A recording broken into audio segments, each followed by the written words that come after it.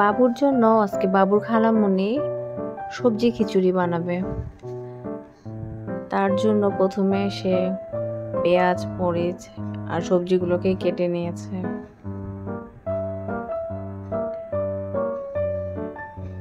একটা প্যানে olive oil দিয়ে প্রথমে পেঁয়াজটাকে হালকা একটু ভেজে নিতে হবে।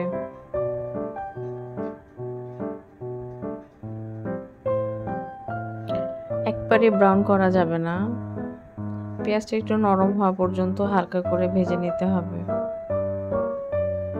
পেঁয়াজটা ভাজা হয়ে গেলে তারপর এখানে বাকি সবজিগুলো অ্যাড করে দেওয়া হবে।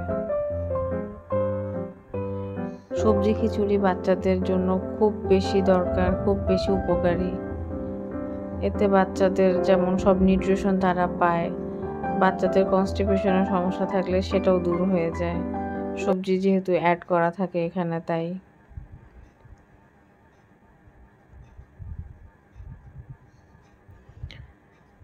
এখন সবজিগুলো অ্যাড করে দিব। পেঁয়াজটা নরম হয়ে এসেছে, বাসায় যা ছিল সেই সবজিগুলো অ্যাড করা হয়েছে। বরবটি, পেঁপে, গাজর, আপনার বাসায় যেই সবজি আছে সেইগুলোই অ্যাড করবেন।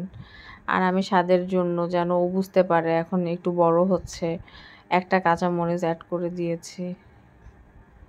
এগুলো সবগুলোকে নেড়ে চেড়ে ভালোভাবে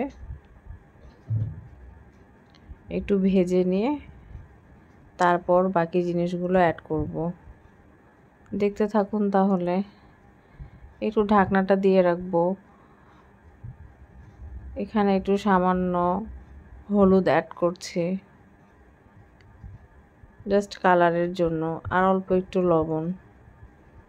1 বছরের নিচে আপনারা কেউ লবণ ব্যবহার করবেন না।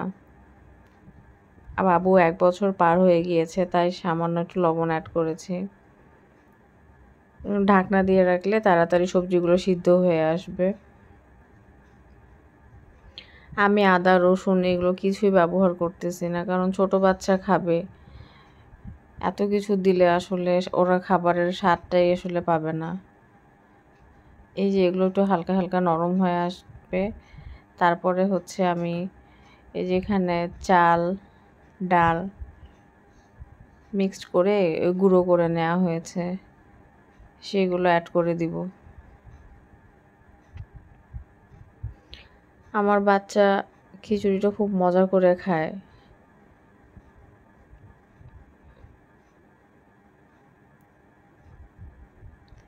তারপর আমি এখানে গরম পানি অ্যাড করে দিব। গরম পানি দেওয়ার সুবিধা হচ্ছে গরম পানি দিলে রান্নাটা তাড়াতাড়ি হয়ে যায়, আমার কাছে সহজ মনে হয়।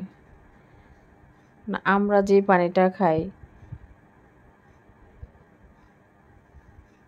সেই পানিটাই দিই। অবশ্যই ফুটিয়ে রাখা পানিটাই ব্যবহার করা ভালো, যেহেতু বাচ্চার খাবার রান্না হচ্ছে।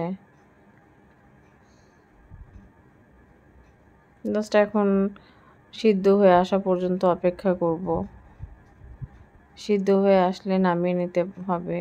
চাইলে কেউ শেষে আপনারা ধনেপাতাও অ্যাড করতে পারেন। সিদ্ধ হবে, পানিটা শুকিয়ে আসবে।